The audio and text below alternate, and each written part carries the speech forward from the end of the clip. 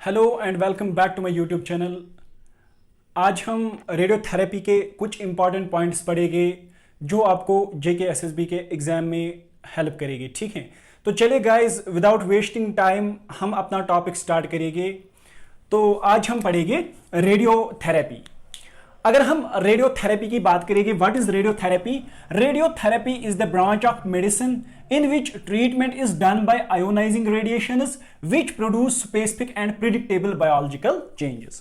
तो रेडियोथेरेपी क्या होती है? रेडियोथेरेपी मेडिसिन का एक ऐसा ब्रांच है जिसमें हम आयोनाइजिंग रेडिएशंस का यूज करते हैं और उन आयोनाइजिंग रेडिएशंस की वजह से जो टिश्यूज हैं उनको ट्रीट करते हैं। ठीक है, हाँ, तो अब ये आयोनाइजिंग रेडिएशंस क्या करती हैं? दे प्रोड्यूस स्पेसिफिक, ये पर्टिकुलर और प्रिडिक्टेबल बायोलॉजिकल चेंजेस उन टिश्यूज में प्रोड्यूस करते हैं। ठीक है, जो कि हमें ऑलरेडी पता होता है। फॉर एग्जांपल कोई ऐसा ट्यूमर होता है कि हमें पता होता है कि किस आयोनाइजिंग रेडिएशन से ट्रीट होगा। ठीक है, उसी का मतलब है predictable biological changes. I hope कि आपको क्लियर हुआ होगा। अब जो यहां पे आयोनाइजिंग रेडिएशन यूज होती है रेडियोथेरेपी में, they include both X rays as well as radiation from other radio active isotopes. तो जो आयोनाइजिंग रेडिएशंस हैं इनमें क्या क्या आती हैं? एक तो एक्सरेज भी आती हैं और जो दूसरे रेडियो एक्टिव आइसोटोप्स होते हैं उनसे जो रेडिएशंस आती हैं वो भी यहां पे यूज होती हैं। जैसे कि हमारे पास कुछ रेडियो एक्टिव आइसोटोप्स हैं, फॉर एग्जांपल रेडियम 226। ठीक है, हाँ, इसी तरह से सीजियम 137, इसी तरह से कोबाल्ट 60, इसी तरह से इरिडियम, इसी तरह से आयोडीन 125 या आयोडीन 131, इसी तरह से गोल्ड 198। तो ये कुछ रेडियो एक्टिव आइसोटोप्स हैं जो कि ज्यादातर यूज हम करते हैं रेडियो थेरेपी में। ठीक है, हाँ, तो चले गाइज, अब हम देखेंगे मोड्स ऑफ रेडियोथेरेपी।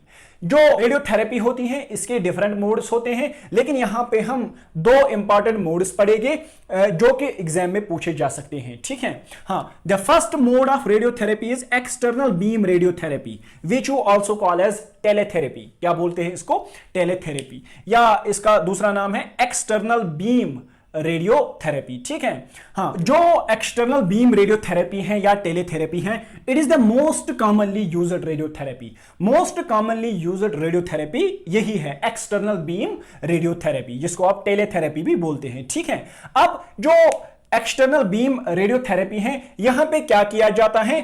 तो जो एनर्जी पार्टिकल्स यहां पे जनरेट किए जाते हैं, जैसे कि न्यूट्रॉन्स या प्रोटॉन्स, वो पेशेंट से कुछ डिस्टेंस पे जनरेट किए जाते हैं। ठीक है, पेशेंट से कुछ ये जो रेडियो एक्टिव सोर्सेज होते हैं जहां से एनर्जी पार्टिकल्स आते हैं, तो क्या किया जाता है? पेशेंट से कुछ डिस्टेंस पे ये रखे जाते हैं और जनरेट किए जाते हैं, तभी इसको हम बोलते हैं टेले। ठीक है, या एक्सटर्नल बीम। ठीक है, हाँ, तो कॉमनली यूज्ड जो यहां पे सोर्सेज होते हैं एक्सटर्नल बीम रेडियोथेरेपी में, that is cobalt 60 and caesium 137। Cobalt 60 और caesium 137 are the commonly used sources, radio active sources in external beam radiotherapy. ठीक है, हाँ, this is all about external beam radiotherapy, you need to remember. ठीक है, इसके बाद जो दूसरा मोड है that is brachytherapy. That is brachytherapy. Brachytherapy में क्या किया जाता है? यहां पे जो रेडियो एक्टिव सोर्सेज हैं उनको टिश्यू में रखा जाता है या टिश्यू के क्लोज रखा जाता है। ठीक है, here the radio active sources are placed within or close to the target tissue. जो हमारा टारगेट टिश्यू है उसी में रखते हैं हम यहां पे रेडियो एक्टिव सोर्स को या उसके विसिनिटी में। ठीक है, हाँ, दिस इज ब्रैकीथेरेपी। अब जो हमारी ब्रैकीथेरेपी है, ब्रैकीथेरेपी के तीन टाइप्स हैं। कितने? तीन types. The first one is interstitial brachytherapy, the second one is intracavitary brachytherapy and the third is mould brachytherapy. ठीक है, हाँ, अगर हम इंटरस्टिशियल ब्रैकीथेरेपी की बात करेंगे, यहां पे जो सोर्सेज होते हैं उनको डायरेक्टली ट्यूमर में रखा जाता है या उसके सराउंडिंग टिश्यूज में रखा जाता है। ठीक है, ये याद रखना। So we can say that interstitial Brachytherapy is that type of brachytherapy in which the sources are placed directly into tumor and surrounding tissues. For example, जो prostate cancer के लिए हम क्या करते हैं, prostate cancer में हम interstitial brachytherapy का ही यूज करते हैं. Very important. ठीक है. इसके बाद हम देखेंगे intracavitary. As the name suggests, intracavitary, within cavities. ठीक है. यहां पे हम सोर्सेज को कहां पे रखते हैं, with in body cavities, with in body cavities. For example gynaecological malignancies जो होती हैं, गायनिकोलॉजिकल मैलिग्नेंसीज में क्या हम करते हैं, रेडियो एक्टिव सोर्स को हम रखते हैं उसी बॉडी कैविटी में जो कि मैलिग्नेंट होगी. ठीक है. हाँ. इसके बाद जो मोल्ड ब्रेकियोथेरेपी होती हैं, इसमें हम क्या करते हैं, जो रेडियो एक्टिव सोर्सेस होते हैं they are placed over epithelial surfaces, उनको एपिथेलियल सरफेसेस पे रखा जाता है और ट्रीटमेंट किया जाता है उनका. ठीक है. For example ocular malignancies, ocular malignancies में हम क्या करते हैं, मोल्ड ब्रेकियोथेरेपी का यूज करते हैं. ठीक है. गाइज, अब हम एक टर्म कभी कभार पूछी जाती हैं कि वहां पे दिया जाता है कि which of the following is a pure beta emitter. Pure beta emitter एक ऐसा सबस्टेंस होता है या रेडियो एक्टिव सबस्टेंस होता है जो कि प्योरली बीटा रेडिएशन ही इमिट करता है. ठीक है. So we will now discuss pure beta emitter. तो प्योर बीटा इमिटर क्या काम करता है, it emits only beta particles और बीटा रेडिएशंस. ठीक है. हाँ. तो हमारे पास 3 रेडियो एक्टिव सबस्टेंसेस हैं जो कि क्या करते हैं, ओनली बीटा पार्टिकल्स इमिट करते हैं. दे आर स्ट्रोंशियम, ये आपको याद रखने हैं, फास्फोरस एंड यूटेरियम. अगर आपको याद नहीं रहता है तो एक निमोनिक आप याद रखो, सुपाई, सुपाई याद रखो. सुपाई 3 ऐसे रेडियो एक्टिव सबस्टेंसेस हैं जो कि क्या करते हैं, प्योरली बीटा पार्टिकल्स इमिट करते हैं, स्ट्रोंशियम, फास्फोरस एंड यूटेरियम. ठीक है. हाँ.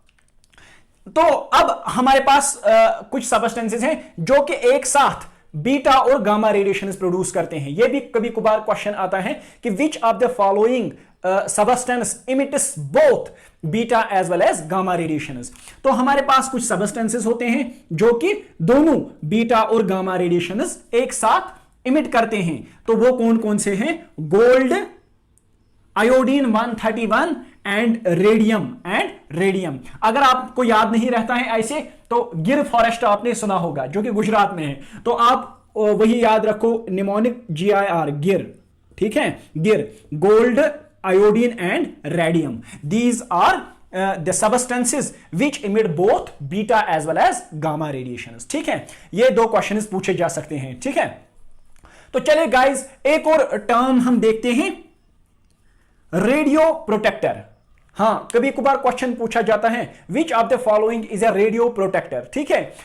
सबसे पहले हम देखेंगे कि रेडियो प्रोटेक्टर क्या होता है. ठीक है. रेडियो प्रोटेक्टर ऐसे ड्रग्स होते हैं या केमिकल कंपाउंड्स होते हैं जो कि नॉन ट्यूमर सेल्स को हार्मफुल इफेक्ट्स ऑफ रेडिएशन से बचाते हैं.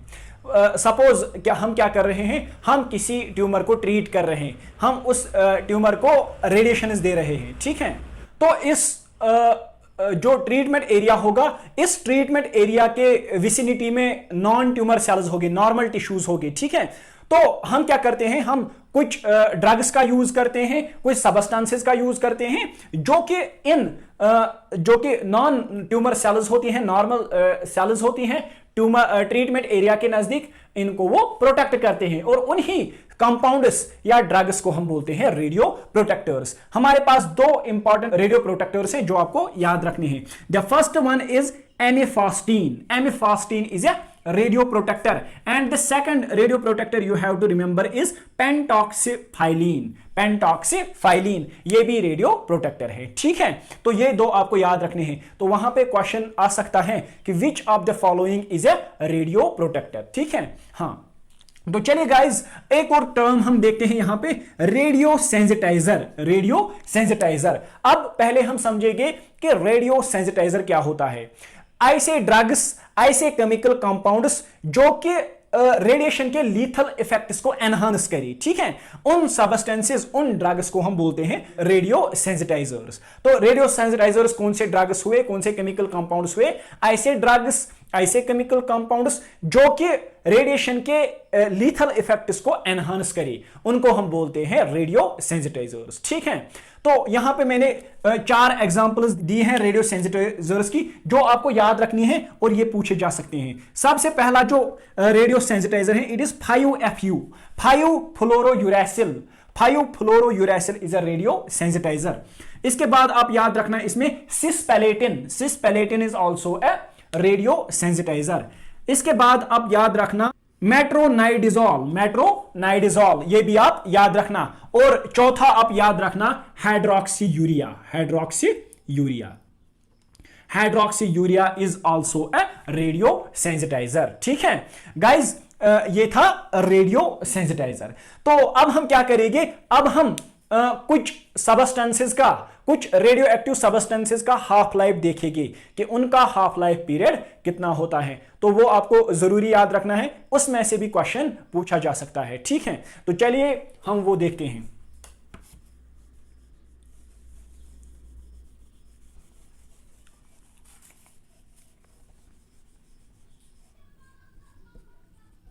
Half life of some radio isotopes. सबसे पहला जो रेडियो आइसोटोप हम देखेंगे दैट इज रेडियम 226 और इसका हाफ लाइफ कितना होता है 1620 ईयर्स। वेरी इंपॉर्टेंट, ये याद रखना। ठीक है, रेडियम 226 का हाफ लाइफ कितना होता है 1620 ईयर्स। ठीक है, तो इसके बाद हम पढ़ेंगे सीजियम 137। सीजियम 137 का जो हाफ लाइफ होता है it is 30 years, it is 30 years. ठीक है, तो दूसरा आपको याद रखना है caesium 137 and it's half life is 30 years. ठीक है, तो उसके बाद जो तीसरा और इंपॉर्टेंट रेडियो आइसोटोप है दैट इज कोबाल्ट 60। कोबाल्ट 60 का जो हाफ लाइफ होता है it is 5.3 years, it is 5.3 years. ठीक है, हाँ, तो कोबाल्ट 60 का जो हाफ लाइफ होता है इट इज 5.3 ईयर्स। आप साथ साथ ये अपनी कॉपी पे नोट कर देना। ठीक है, हाँ, इसके बाद हम देखेंगे इरिडियम, इरिडियम 192। इरिडियम 192 जो होता है इसका हाफ लाइफ 73.8 डेज होता है, 73.8 डेज होता है। ठीक है, उसके बाद हम देखेंगे गोल्ड 198। गोल्ड 198 का जो हाफ लाइफ होता है it is 8.7 days, it is 8.7 days. ठीक है, कितना 8.7 डेज। इसके बाद हम देखेंगे आयोडीन 123। आयोडीन 123 का हाफ लाइफ होता है 13 आवर्स, कितना 13 आवर्स। इसके बाद हम देखेंगे आयोडीन 125, आयोडीन 125 और आयोडीन 125 का जो हाफ लाइफ होता है it is 60 days, it is 60 days. ठीक है, हाँ, and number last radio isotope you have to remember is iodine 131, iodine 131 and iodine 131 का जो हाफ लाइफ होता है it is 8 days, it is 8 days। तो गाइज ये थे कुछ इंपॉर्टेंट रेडियो आइसोटोप्स जिनके हाफ लाइफ आपको याद रखने हैं, और ये हाफ लाइफ के क्वेश्चंस डायरेक्टली पूछे जाते हैं कि वो पूछेंगे what is the half life of cobalt 60, it is 5.3 years. Just like he will ask what is the half life of iodine 125, तो आपको पता है 60 डेज। तो ऐसे क्वेश्चंस भी पूछे जाते हैं। तो गाइज आई होप कि ये रेडियोथेरेपी का जो लेक्चर था आपने एंजॉय किया होगा और समझा भी होगा। तो इंशाल्लाह नेक्स्ट लेक्चर में हम इसका पार्ट 2 जो कि इससे ज़्यादा इंपॉर्टेंट है वो डिस्कस करेगी। ठीक है, हाँ, लास्ट में आप सब लोगों से रिक्वेस्ट है कि मेरी चैनल को शेयर कीजिए, सब्सक्राइब कीजिए, ताकि आपके जो फ्रेंड्स हैं, आपके जो कलीग्स हैं, उनको भी बेनिफिट मिल जाए। Thank you, have a nice day.